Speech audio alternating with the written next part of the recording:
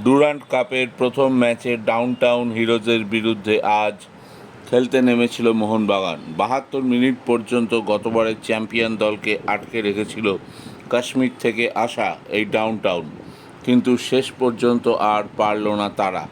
সুহেল ভাটের করা একমাত্র গোলে জিতল মোহনবাগান। কাশ্মীরের ছেলে সুহেল কাশ্মীরের দলের বিরুদ্ধেই গোল করলেন দুর্দান্তভাবে ৭৩ মিনিটে। বেশিরভাগ বিদেশি এখনও যোগ না দেওয়ার কারণে ডুরান্ডের প্রথম ম্যাচে বেশ কয়েকজন তরুণ ফুটবলারকেই নামিয়েছিলেন কোচ বাস্তব রায়। মূলত কলকাতা লিগের দলটাই ছিল দু চারটে চেঞ্জ করে। দলে একমাত্র বিদেশি টম অলড্রেডকে রাখেন তিনি শুরু থেকে। গোটা ৯০ মিনিট খেলেছেন টম। অধিনায়কত্বের আর্মব্যান্ড ছিল তার হাতে। দেখে মনে হয়েছে সম্পূর্ণ ফিট নন, সেটা আশা করাও ঠিক নয়। সবে এসেছেন, দলের সঙ্গে মানিয়ে নিচ্ছেন, তবে তার বল ধরা, ছাড়া, জায়গা নেওয়া এবং ডিস্ট্রিবিউশন এবং কভারিং দেখে মনে হয়েছে খুব তাড়াতাড়ি দাঁড়িয়ে যাবেন তিনি।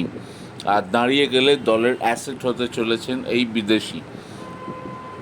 যাই হোক, এদিন শুরু থেকেই মোহনবাগান খুব একটা গোছানো ফুটবল খেলতে পারেনি। ডাউনটাউনও মাঝে মাঝে আক্রমণে আসছিল। কিছুটা যেন হতভম্ব হয়ে পড়ছিল মোহনবাগানের মাঝমাঠ। বিশেষ করে গ্লেন মার্টিন্স এবং অভিষেক সূর্যবংশী একেবারেই খেলাটা কম্পোজ করতে পারছিলেন না। কিন্তু ৭২ মিনিটে আশিস রায় এবং টাইসন সিংয়ের যুগলবন্দিতে একটা দুরন্ত মুভমেন্ট এবং সেখান থেকে সুহেলের বলটা গোলে ঠেলা ছাড়া কিছু করার ছিল না। বিদ্যুতের গতিতে একটা মুভমেন্ট থেকে গোল পেয়ে গেল মোহনবাগান।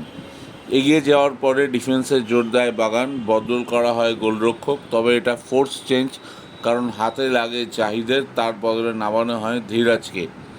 আশা করি মোহনবাগানের জয়ের খবর আপনাদের ভালো লেগেছে। ভালো লাগলে আমার চ্যানেলটিকে আরও বেশি করে লাইক অ্যান্ড সাবস্ক্রাইব করুন। Thank you.